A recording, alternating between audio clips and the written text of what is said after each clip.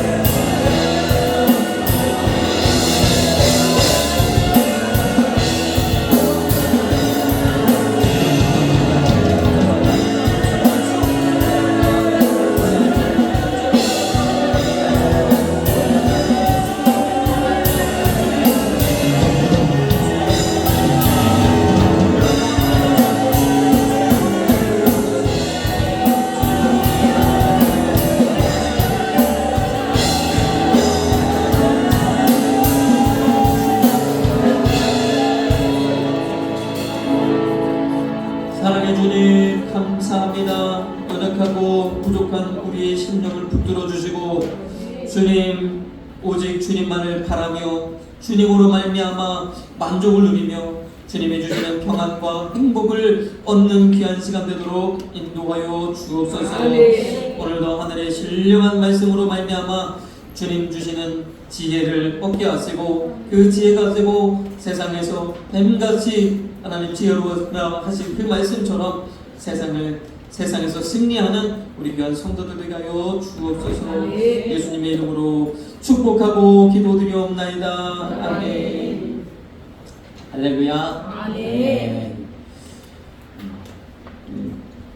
여름에 굉장히 뜨거울 것 같은 이렇게 시작이 되어졌는데 그래도 다행히 덜 뜨거운 것 같아요. 아직까지는 참 너무 감사한데 어제 뉴스 잠깐 보니까 이것도 이상 기온이라고 그러더라고요. 그쪽에서 찬 기온이 계속 우리 나라 지역에 머무르고 있어서 원래는 훨씬 더 뜨거워야 되는데 지금 뭐 인도나 중동이나 50도 가까이 올라간다고 하죠. 한여름도 아닌데 불구하고 우리나라는 하나님이 참 생명싸개로 이렇게 쌓아두셔서 그래서 그 북쪽에 있는 그 기온이 그 기압이 공기도 굉장히 맑다고요. 그래서 최근에 정말 이례적으로 맑은 공기를 우리가 경험하고 있잖아요. 그래서 정말 하나님의 은혜인 줄 믿습니다. 하나님께서 이렇게 하는데 우리나라를 지켜주시는 것처럼 여러분들의 삶 속에도 하나님의 은혜가 여러분들을 지키시고 보호하시고 인도하실 줄로 믿습니다. 오늘 말씀의 제목은 경제의 중요성이다. 좀 제목이 거창한데요. 오늘 누가복음 19장에 있는 그 말씀은 열문화 이 비유에 있어서 마지막 한문화를 가지고 주인의 뜻과는 다르게 그래서 그냥 쌓아두었다가 당신이 주시면 그냥 받으세요 이렇게 내놓았더라고요. 그래서 주인이 악한 종이다 이렇게 아주 엄하게 꾸짖으시고 더 나아가서 아주 엄벌을 내리는 그런 상황도 우리가 보게 되었었는데 6월달은 호국 보건의 달이지 않습니까? 그래서 우리나라도 그렇고 여러분들의 삶도 그렇고 참 이 경제 상황이 얼마나 중요한지 모릅니다. 그래서 경제가 굉장히 중요해요. 참 내 뜻대로 안 되는 것이 또 이 물질이기도 하고요. 하나님 우리에게 마음껏 하나님 주시면 정말 주님 기뻐하시는 일에 우리가 사용할 것처럼 그렇게 생각은 하지만 잘 안 되어지기도 합니다. 그래서 어떻게 보면 하나님께서 이 세계를 움직이는 그러한 것도 그렇고 나라를 경영하시는 것도 그렇고 우리 각계인을 하나님 다루시는 것도 그렇고 물질로서 이런 경제적인 상황으로서 다스릴 수 있는 줄 믿습니다. 하나님께서 우리를 다스림에 있어서 가장 많이 쓰시는 방법이 물질이라는 거죠. 우리가 우리나라는 시장 경제를 택해서 이렇게 나아가고 있는데 자유로운 경쟁 속에서 그러한 상황 속에서 가격이 결정되어지고 그 가격이 그런 제품의 가치를 결정하게 되면 그래서 그 가치가 어떻게 보면 자연스러운 가치이고 그 가치가 옳은 가치이고 선한 가치다라고 보는 것이 바로 지금 우리나라가 채택하고 있는 그런 경제 방법이죠. 세계 참 많은 나라들이 다양한 경제 방식을 가지고 살아가고 있지만 지금 우리 같은 이런 시장 경제 체제에는 여러분들 아시는 것처럼 보이지 않는 손이 움직인다고 하죠. 그래서 유명한 그 경제학자 애덤 스미스가 보이지 않는 손 이야기를 해서 그건 뭐 정말 웬만한 사람은 다 알고 있잖아요. 그런데 여러분 그 보이지 않는 손이 하나님의 손인 줄 믿습니다. 네. 맞아요. 하나님의 역사하시는 거. 이 보이지 않는 손이 국가와 국가 간에도 나라 안에도 여러분들의 가정 가운데도 여러분의 각 개인 가운데도 역사하고 있는 줄 믿습니다. 우리 그래서 경제를 다스리는 보이지 않는 하나님의 손이 있다는 것을 여러분들 아시고 이것을 학문적으로도 보이지 않는 손이다 이렇게 이야기하는데 이것은 하나님이 작정하시고 하나님이 경영하시고 하나님이 다스리시는 하나님의 통치의 방법, 하나님의 섭리의 방법. 잠언서 16장 9절에도 분명하게 이렇게 말씀하고 있죠. 내가 스스로 계획하고 내가 하는 것 같지만 그 이면에 그 일을 인도하시고 성취하시는 분은 하나님이라고 이야기하고 있는 수 있습니다. 특별히 하나님의 자녀들에게 하나님을 믿는 우리에게는 하나님이 그렇게 하신다. 우리 마태복음 10장 29절 말씀 우리가 잠시 보면은 참새 2마리가 한 아사리온에 팔리는 것. 이 당시에 참새 두 마리가 한 아사리온에 팔렸대요. 참새 두 마리도 이렇게 서로 거래하고 그렇게 했던 것 같아요. 참새가 옛날엔 참새 구이가 있었는데 요즘은 아무렇지만 아무튼 참새가 이렇게 거래가 되는 것은 사실이죠. 그죠? 그런데 그 이면에 어떤 일이 있었냐? 너희 아버지께서, 다시 말하면 하나님께서 허락지 않으시면 안 된다는 거죠. 하나님 허락하셨기 때문에 이 거래가 이루어진다는 거죠. 우리가 지금 오늘 좀 경제적으로 이것을 보는 거예요. 자, 그러면 여기서 말씀하시기를 너희 아버지께서 허락지 아니하시면 그 하나라도 땅에 떨어지지 아니하리라 그랬어요. 참새가 거래가 되려면 참새를 잡아야 되지 않겠습니까? 참새가 잡히는 그 모든 상황들도 하나님이 컨트롤 하신다. 믿습니까? 네. 그렇게 하신다. 우리는요 그냥 우연히 이렇게 모든 것들이 이루어진다라고 우리는 생각하지만 그 이면에 시기와 우연이라는 이 과정들을 통해서 역사하시는 하나님의 손길이 있는 줄 믿습니다. 네. 그러면 참 이 참새 두 마리가 한 아수리온에 팔리기 위해서는 적절하게 참새가 잡혀야 되잖아요. 하나님 허락하시지 않으면 갑자기 어느 날부터 참새가 씨가 말라 이러면 참새 가격이 폭등하겠죠. 그래서 하나님은 하신다. 하나님 하신다. 여러분들도 식사 때마다 감사 기도를 올려드리잖아요. 하나님이 우리나라에 가운데 풍족한 은혜를 주셔서 매년 그렇게 풍년이 되게 하시고 참 이렇게 잘 되게 하시는 거예요. 우리나라에 뭐 한 달간만 비가 안 와도 뭐 6개월 비가 안 와도 1년 비가 안 오면 나라가 아마 망할 겁니다. 큰일 나죠. 하나님께서 계속해서 은혜를 부으시면 얼마나 감사합니까? 그래서 우리 감사의 기도 드려야 되는 것처럼 참 하나님이 하신다는 걸 우리가 마음에 새기셔야 돼요. 이 모든 일에 있어서 하나님이 하신다는 것을 여러분들이 기억하셔야 되는 줄 믿습니다. 네. 우리 학생들도요. 내가 내 주변에 일어나는 모든 일들이 하나님과 관계 있다는 것을 여러분들이 기억하셔야 돼요. 내가 공부하는 것, 또 내가 하는 모든 것 하나님께서 허락하시고 열어주시고 은혜 베푸셔서 가능할 수 있었다는 것을 여러분들 기억하시고 감사할 줄 아는 우리 한소문 교회 학생들이 되시길 소망합니다. 축복합니다. 네. 그런 감사 가운데 하나님이 더 큰 은혜를 부어주니까 우리가 더 감사할 수 있는 거죠. 자, 그러면요 그 다음 말씀에 30절 31절은 이렇게 말씀하셨어요. 너희에게는 머리털까지 다 세심만 되었다. 야, 참 우리는 내 머리카락 몇 개인지 우리 모르잖아요. 근데 주님 하나님은요 그것까지도 아실 수 있다. 그것까지도 필요하면 다 세신다는 거예요. 얼마나 감사합니까? 그런데 이 이전의 말씀이 참새가 떨어지는 것도 하나님 허락 없이는 안 된다. 참새를 잡아서 거래하는 이것도 하나님 허락하시면 안 된다. 이런 경제 활동이 하나님 허락하시면 안 일어난다. 말씀하시면서 너희에게는 머리털까지 세신 바 된다.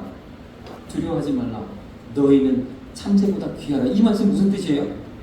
우리를 통해서, 나를 통해서, 우리 가정에, 또 우리 개인이, 또 우리 나라에 일어나는 이런 경제 활동에 있어서 하나님은 더 세심하게 계획하시고 운행하신다는 거예요. 나보다 더 월등한 그러한 지혜로 우리 삶을 디자인하신다. 여러분 요즘에 뭐 학생들도 좀 공부하는 우리 학생들도 요즘 코딩이 중요하잖아요. 뭐 요즘은 인공지능 또 시대가 앞으로 펼쳐져서 또 뭐 컴퓨터 관련해서 이런 코딩에 대한 능력 이런 것들도 각광을 받을 것 같은데 우리가 하나님이 계획하시는 프로그램이라고 한번 생각해 보십시오. 하나님이요, 이걸 참새도 그렇게 하나님 허락하시고 그렇게 하나님께서 관여하시지만 여러분 각 개인은 참새보다 훨씬 귀하기 때문에 어마어마하게 프로그래밍 해놓는다는 거예요. 코딩 해놓으신다는 거죠. 나는 모르니까 인생을 살아가고 있는 나는 자세히 그 상황을 잘 모르지만 하나님의 손길로 여러분들을 이끌어가고 계신 줄 믿습니다. 우리가 이것을 믿어요. 하나님의 숨은 손길이 모든 경제도 하나님께서 이끄시는 것처럼 숨은 손길이 나의 인생을 이끌어 가신다는 것을 기억하시기를 소망합니다. 요한계시록에 보면 요한계시록 6장에 마지막 때에 되어질 일에 대해서 특별히 어린 양이 이 인을 떼시는 일곱 인을 떼시는 그 말씀이 예수록 6장에 기록되어져 있죠. 그래서 첫째 인을 떼니까 흰색 말을 탄 자가 나오고, 둘째 인을 떼니까 붉은색 말을 탄 자가 나오고, 셋째 인을 떼니까 오늘 말씀 6장 5절에서 9절에 보니까 검은 말이 나오는데 그 탄 자가 손에 무엇을 가졌더라? 저를 가졌더라. 그래서 우리가 이 말씀을 자세하게 신학적으로 분석하지는 못하지만 오늘 이 말씀을 보면 하나님께서 경제적으로 어떠한 일을 하신다는 것을 알 수 있어요. 마지막 때 우리를 심판하실 때도, 마지막 때 우리를 다스리실 때도 경제적인 어떠한 하나님의 역사를 하신다는 것을 알 수 있어요. 검은 말이 나오는데 그 탄자가 손에 저울을 가졌고 소리가 들리는데 한 데나리온의 밀 한 되요, 한 데나리온의 보리석 되요다. 한 데나리온은 하루 일당이라는 거 아시죠? 노동자 하루 일당. 하루 벌어가지고 밀 한 돼, 한 끼 먹을 정도밖에 구할 수 없다. 이런 상황인 거죠. 굉장히 어려운 상황인 거죠. 요즘 말로 하면 초인플레이션이 돼가지고 하루 일해가지고 번 돈으로 밀 한 대, 보리석 대밖에 살 수 없는 이런 어려운 상황들이 펼쳐질 수 있다는 거죠. 그래서 하나님께서 경제를 통해서 나라도 또 여러분의 개인의 삶도 다스린다는 것을 오늘 이 시간 마음에 새기시기를 소망합니다. 네. 성경을 우리가 가만히 들여다보면 성경에 참 수많은 경제 원리들이 숨어져 있어요. 그러니까 참 그러한 성경의 지혜들을 가지고 많은 이제 경영 일선에 활용도 하시기도 하고, 그래서 뭐 그런 말 있지 않습니까? 무역하시는 분들은 성경을 알아야 된다. 왜냐하면 우리는 대부분 이제 많은 경우들은 이제 한때 그랬죠. 한때 옛날에 미국 우전도가 굉장히 높았는데 또 이제 한 2000년대 들어오면서 중국으로 굉장히 많이 이제 몰렸다가 다시금 이제 또 다시 중국에서 벗어나서 미국으로 방향을 돌리는 게 지금 시점인데, 어쨌든 한때 우리가 미국에서 많은 흑자를 거둘 때에는 그 미국에 있는 미국 사람들과 문화적인 코드를 이어가기 위해서는 성경을 알아야 된다, 이런 얘기들이 있었어요. 아무튼 참 성경에 등장하는 많은 경제 원리들이 있는데 우리가 좀 살펴보기를 원합니다. 아래에 있는 말씀 마태복음 25장 29절에도 참 씁쓸하긴 하지만 이렇게 말씀하고 있어요. 무릇 있는 자는 받아 풍족하게 되고 없는 자는 그 있는 것까지 빼앗기리라. 안타깝죠. 부익부 빈익빈 이런 말씀인 것 같아서 참 소개해드리기가, 특히 경제라는 어떤 테마를 가지고 소개해드리기가 참 난감한 그런 말씀인데 하나님의 어떤 경제 원리 속에 있다는 거예요. 그러면 우리는 어떻게 해서든지 열심히 길을 쓰고 풍족한 자리로 나아가야 되는 줄 믿습니다. 네. 하나님께서 더 크고 많은 것들로 하나님 채우셔서 하나님의 선한 일들을 감당하시는 저와 여러분들 되길 소망합니다. 누가복음 오늘 본문 말씀 앞절에 참새 이야기가 한 번 더 나옵니다. 참새 5이 아싸리 오죽에 팔리는 것이 아니냐. 그러나 하나님 앞에서는 그 하나라도 잊어버리시는 바 되지 아니하는도다 그랬어요. 이번에는 하나님께 누가복음에서는 잊어버리지 않는다 그랬어요. 다시 말해서 그 참새가 5마리가 팔리는 그 거래 상황에서 하나님 이 모든 상황을 다 기억하고 계신다는 거예요. 우리는 사실 지금 우리나라가 굉장히 정보화 그 디지털화되는 그런 게 굉장히 잘 돼 있잖아요, 우리나라가. 그래서 모든 것들이 이제 현금 거래 없이 거의 디지털로 다 가능하고, 뭐 송금이라든지 이런 것도 스마트폰 하나만 있으면 다 가능하고, 굉장히 우리나라 이제 디지털화가 잘 돼 있는데, 이제 그러면서 최근에 많이 이제 부각되는 단어 중에 하나가 빅데이터. 그래서 물건을 파는 사람들은 이 소비자가 어떠한 성향을 가지고 있는가, 어떤 상품들을 좋아하는가, 어떠한 분야에 관심이 있는가, 이런 그런 그 것들을 얻기 위해서 이런 빅데이터를 수집하고 이런 일을 하잖아요. 근데 하나님은요, 이 시간에 이런 우리가 할 수 없는 그 모든 영역의 거래들을 다 기억하신다는 거예요. 놀랍지 않으십니까? 한번 요즘에 시각으로 한번 보십시오. 그 모든 빅데이터, 빅데이터. 그 데이터를 하나님 다 가지고 계세요. 창자 한 마리가 어디에서부터 어떻게 팔려서 누구한테 하고 누구의 뱃속으로 들어가는지까지 하나님 다 컨트롤 하신다는 거죠. 보시면 그만큼 다시 말해서 그 모든 것을 추적하고 계신 거예요. 그러면서 우리의 머리털까지 세신만 대신만 또 이야기해요. 우리를 그러면 우리 주변에 일어나는 모든 이 경제 활동의 이 흐름, 물질의 흐름, 주님은 다 추적하고 계시다는 거죠. 아시고 계시다. 주님 모를 것 같지만 다 알고 계시다. 내게 필요한 대로 하나님께 하시다. 그럼 우리가 그 가운데서 무엇이 중요한지, 무엇이 중요한지, 무엇이 중요한지를 알아야 되잖아요. 어떻게 하는 것이 하나님이 내게 은혜를 베푸실지를 우리가 알아야 되잖아요. 근데 여기에도 아주 소소한 그런 경제 원리들이 들어있습니다. 우리가 잘 아는 이야기지만 마태복음 10장 29절에서 참새 2마리가 한 아사리온에 팔린다고 합니다. 누가복음 12장 6절에 참새 5마리가 아사리온 2에 팔린답니다. 그렇죠? 그래서 아사리온 2에 참새 4마리가 팔리는 것이 아니라 한 마리는 덤으로 얹어져서 5마리를 팔아야 되는, 이것이 우리가 알고 있는 경제 상식이죠. 좀 더 팔기 위해서는 또 떼어주기도 하고 얹어주기도 하고 이렇게 해줘야 됩니다. 또 다 반대로 말하면 더 많은 것을 우리가 한꺼번에 구입을 하게 되면 비용이 낮아지는. 그래서 우리는 이런 거를 어려운 말로 규모의 경제라고 해서 규모를 키우면 모든 것들이 싸지는 이런 이야기도 하잖아요. 어쨌든 우리 성경을 통해서 이런 면들도 볼 수 있습니다. 마태복음 25장 15절에서 17절은 달란트 비유이죠.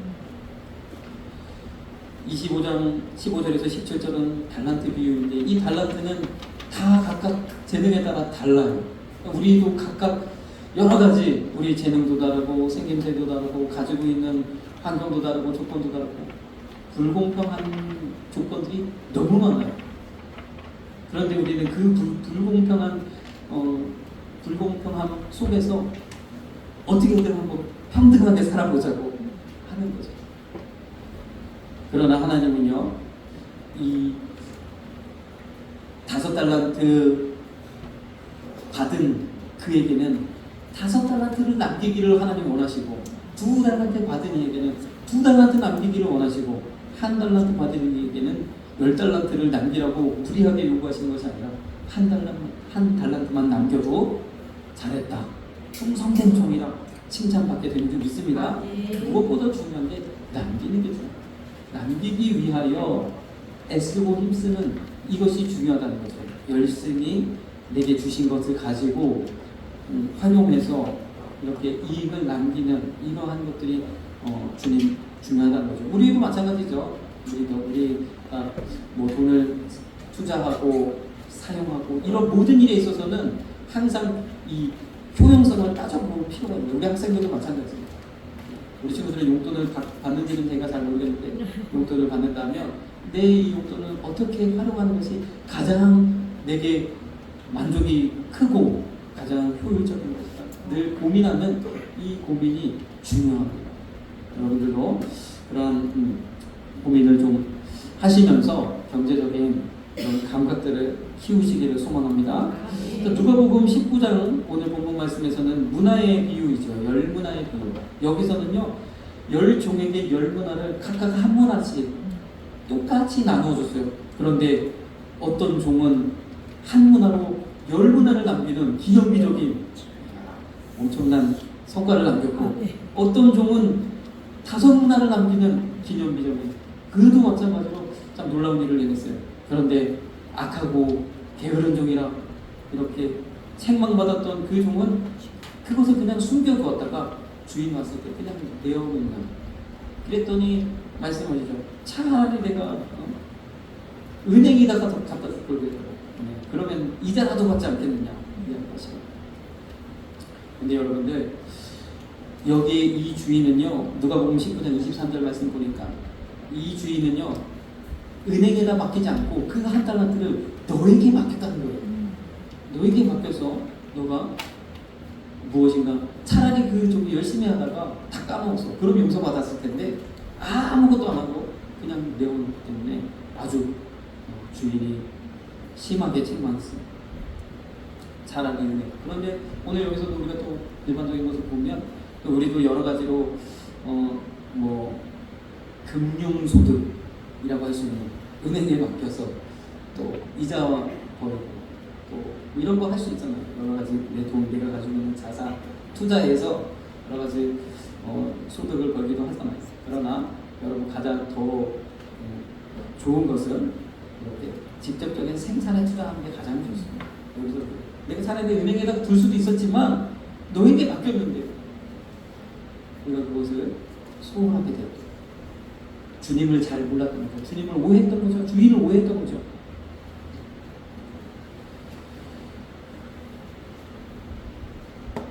자, 그리고 또 요한복음 6장에는요 오병이어의 기적 가운데서 이 오병이어의 기적을 통해서 정말 5천 명이나 사람이 점심 식사를 아주 맛있게 할 수 있어요. 물고기 5마리, 보리떡 두 개 가지고 5천 명이나 먹는 기념비적인 엄청난 기적을 하나 베푸셨어요. 그리고 나서 후처리를 어떻게 하셨냐? 남은 조각을 거두고 버리는 것이 없게 하라. 5천 명이 풍성하게 먹어가지고 아주 배도 부르고 만족스러운데 어떻게 하라? 남은 조각을 버리지 않게 하라. 낭비가 없게 하라. 그래서 거두었더니 어떻게 됐어요? 12바구니가 되어졌다는 말입니다. 그래서 우리의 삶 이것도 어떻게 보면 우리가 잘 알고 있는 경제 상식이죠. 아무리 여유가 있고 아무리 지금 상황이 좋다 할지라도 우리가 지출을 또는 나아가는 것을 잘 관리하지 못하면 그래서 이런 것들은 경제를 말씀하시는 분들은 닫힌 재정이다 이해한다는 거예요. 열린 재정 가지고는 안 된다. 아무리 많이 벌어도 그만큼 또 나아가고 그만큼 더 소비를 해야 되기 때문에 열린 재정 가지고 결코 하나님이 원하시는 일을 할 수 없다.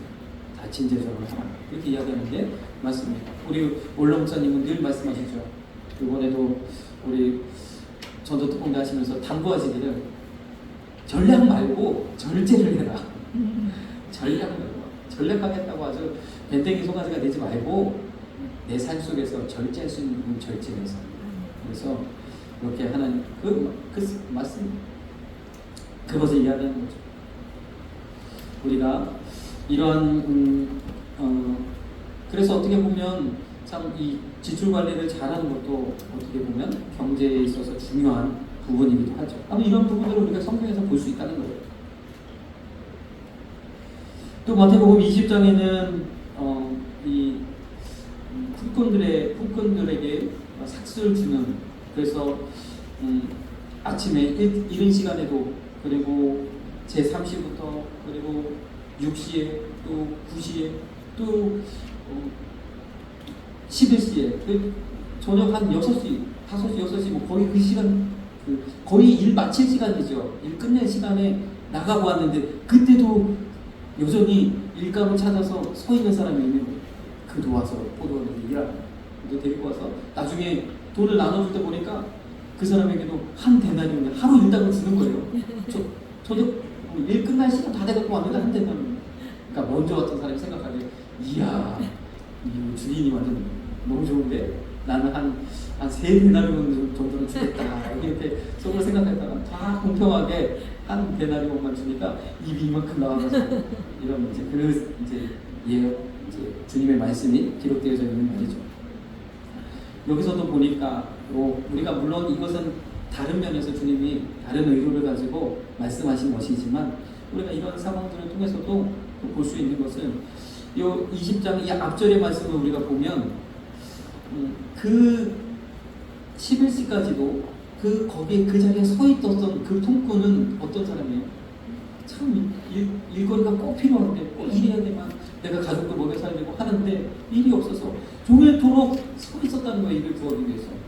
그 사람의 마음도 헤아릴 줄 아는 그래서 우리 또 사업하시는 분들은 또 같이 함께하는 직원들 그분들의 마음도 헤아릴 수 있는 직원 복지도 어떻게 보면 또 경영의 또 하나의 또 부분이지 않겠습니까? 그래서 우리가 이런 부분들을 볼 수 있습니다. 지금 제가 이렇게 성경을 통해서 여러 가지 그냥 경제 상식적인 이야기들을 하는 이유는 무엇이냐? 우리가 우리 삶 속에서도 이러한 경영의 지식과 원리들을 가지고 경영을 잘 하면 더 많은 이익을 남기기도 하고 더 많은 그런 것들을 이루잖아요. 그래서 잘 경영을 하면 이런 이제 더 큰 이득을 얻게 되고 그것을 또 선투자 또 선순환시켜서 또 더 많은 이득을 얻게 되고 그래서 있는 사람들은 더 있게 되는 이런 결과들을 낳게 되잖아요. 경영을 통해서 우리가 할 수 있단 말이죠.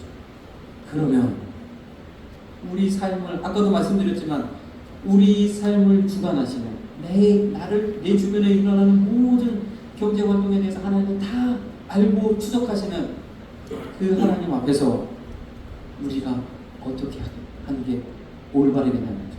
우리가 일반적인 경제 상식으로도 경제적인 이득을 볼 수 있다면 우리 하나님 앞에서 내가 믿는 예수님 나를 구원하신 십자가에서 나의 모든 죄를 담당하신 지극히 나를 사랑하시는 그 예수님 앞에서 우리가 어떻게 살아야겠냐는 거죠.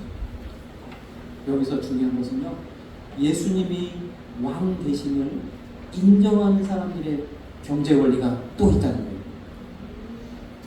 오늘 우리 누가복음 본문 말씀 보시면 이 한 데나리오 한 문화를 숨겨두었다가 주인이 왔을 때 내어놓은 이 악한 종이라고 그렇게 책만 들은 이 종을 보십시오.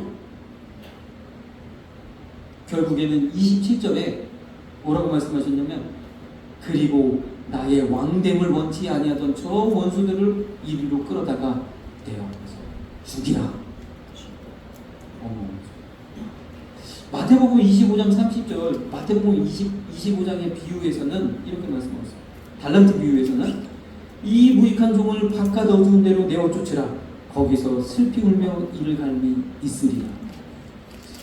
한 달란트를 그냥 그대로 둬서 주인한테 그대로 돌려줬는데 그 돌려준 일에 대한 그 뭐랄까요? 처벌을 치고는 너무 어마어마하잖아요. 바깥 어두운 데로 내어 쫓으라. 거기서 슬피 울며 이를 갈미 있으리라. 누가복음 19장 20절 27절은 더 심합니다. 27절에 나의 왕됨을 원치 아니하던 저 원수들을 이리로 끌어다가 내 앞에. 그럼 나의 왕됨을 원치 않는 그 사람이 누구냐는 거예요. 앞서 한 문화 가지고 10문화를 남긴 그 종에게는 10고을을 차지하라고 주인이 말씀했습니다.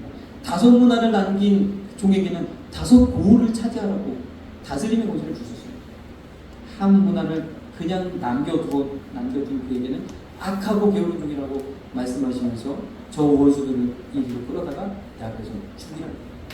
누구예요? 주님이 그 주인이 왕됨을 원치 않았던 그가 바로 한 달란트를 묻어두었던 한 문화를 묻어두었던 그 사람입니다. 오늘 마지막으로요, 예수님이 왕 되심을 인정하는 그러한 저와 여러분들에게 주님이 원하시는 경제 원리가 있다는 거예요. 그것을 우리 마음에 새기시고 반드시 하나님의 주시는 놀라운 축복과 은혜를 누리시기를 소망합니다. 잠언서 15장 24절에 보면 흩어부재하여도 더욱 더하게 되는, 흩어부재했는데 많은 사람 도와줬는데 더 부자가 되는, 부유하게 되는 일이 있기도 하고, 과도하게 정말 아주 허리띠 졸라매고 아꼈는데도 불구하고 가난을 못 벗어나는 이런 일도 있다는 거예요. 다시 말해서 경제 상황은 내 뜻대로 참 안 된다는 거죠. 물질만큼은 참 내로 왕되고 내가 원하는 대로 되어지지 않는다는 거예요. 주님이 도우셔야 되는 줄 믿습니다.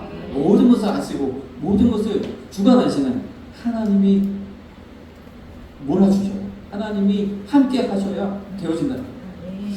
그러한 예수님이 우리의 왕 되심을 고백하는 그것을 믿고 그렇게 선포하는 저 여러분들에게 있어 필요한 제일 첫 번째는요, 출애굽기 23장 19절의 말씀입니다.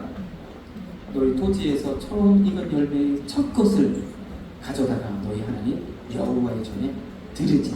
또 감사함으로 자원함으로 드리라 아니에요. 그것은 내 것이다. 너희를 예수님이 첫 열매 되셔서 여러분들을 죄 가운데서 구원하셨던 것처럼 그 모든 첫 것은 내 것이다라고 주님이 확정해 놓으십니다.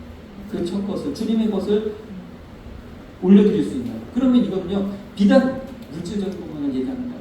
우리 인생에, 내 주변에, 나의 중심으로 돌아가는 모든 일에 있어서 시작은 하나님을 함께 하셨다라는 것을 고백하시는 저와 여러분들 되시 간절히 소망합니다. 내가 잘해서, 내가 시험에 합격해서, 내가 면접을 잘 봐서 합격했다 할지라도 그 모든 일을 뒤에서 말없이 도와주신 하나님께 감사하시라는 저와 여러분들 되어야 될 줄 믿습니다.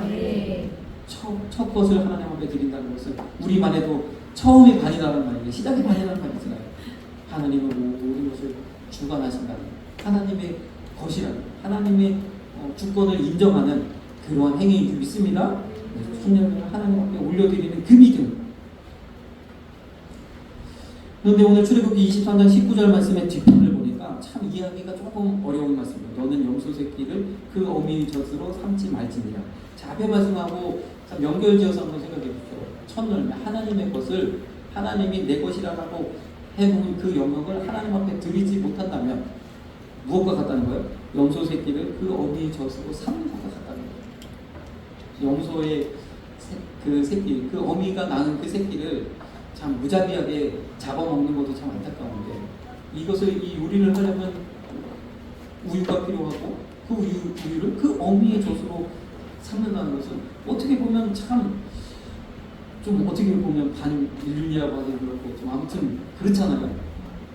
우리가 생각해도, 우리가 상식적으로 보아도 이것은 참 용납되지 않는 거죠.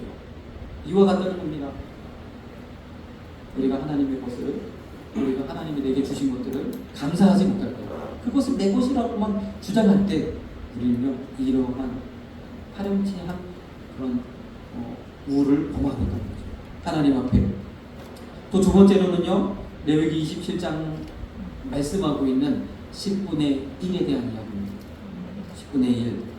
마찬가지예요. 10분의 1도 하나님의 이것은 내 것이라고 했어요. 그러면 10분의 1, 우리의 비단 물질적인 것만 말씀하겠습니까? 우리 삶의 모든 영역에서, 내 주변에 일어나는 모든 일에 있어서 10분의 1은 하나님의 것인 것을 우리는 기억해야 됩니다. 내 시간도 다 전부 다 내 것이 아니야. 내 몸도 전부 다 내 것이 아니야. 그 중에 소유권의 10분의 1이 하나님께 있습니다. 우리가 자본 분배할 때도 주식 투자를 그냥 그 M&A하고 인수합병하고 할 때도 주식의 비율 가지고 하잖아요. 나의 경영의 소유 지분은 10%는 주는 게 있습니다. 하나님께 있습니다. 내 삶의 모든 영역에 있습니다. 마치 내 것처럼 그렇게 여기고 썼던 그 모든 것들 가운데 10분의 1은 하나님 거예요. 그리고 하나님 앞에 올려드리지 못하면 하나님은 내 것을 이렇게 했다, 도둑질했다, 이렇게 보신다는 거예요.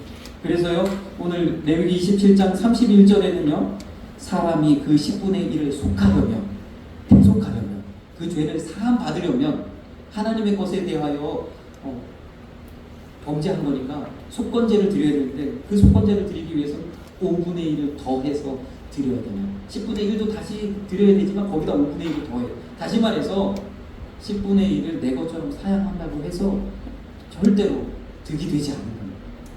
예수님을 왕으로 보신 저와 여러분들에게는요 이것을 명심하시기를 소망합니다.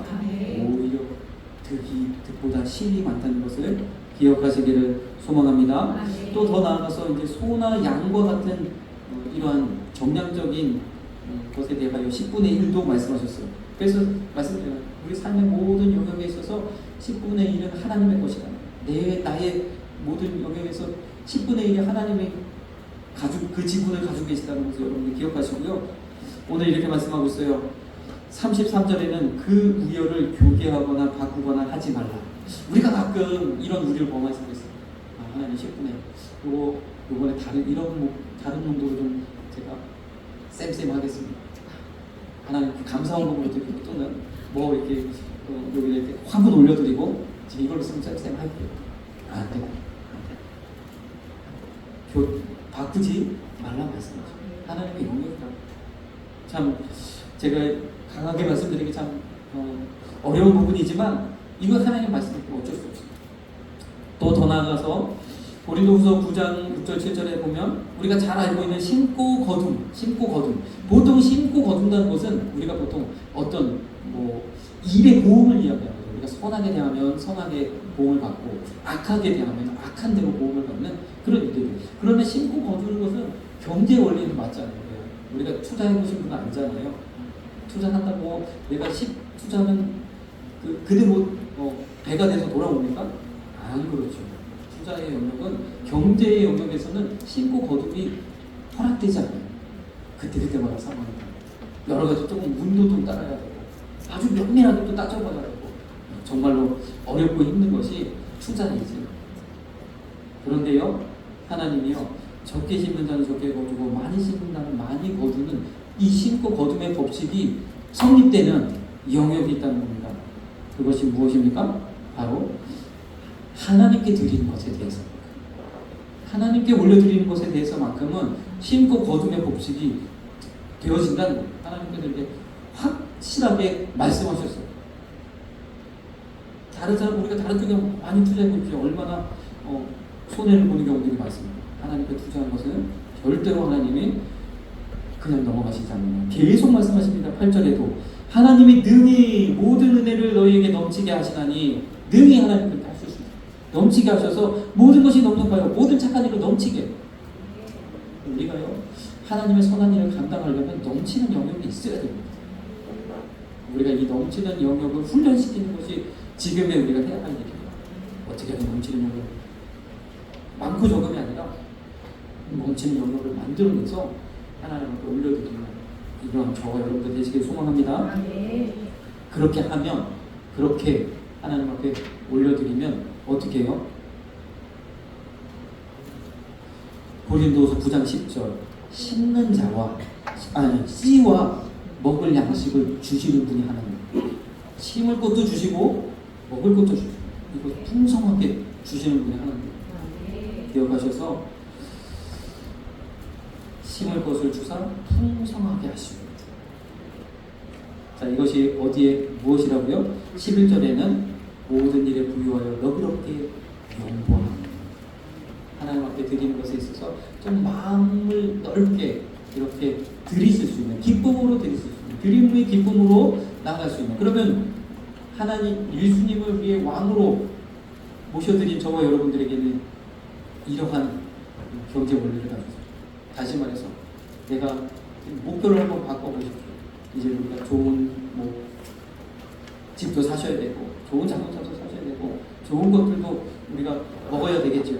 한번 목표를 바꿔보셔서 내가 주신 하나님을, 나라를 위하여, 교회를 위하여 정말 하나님 앞에 멋지게 한번 드리고 싶습니다 라고 그러면 하나님께서 모든 것을, 씨와 먹을 양식을 풍성하게 주실 줄로 믿습니다. 우리 찬양 드리겠습니다. 여호와는 너에게 복을 주시기를 원하며.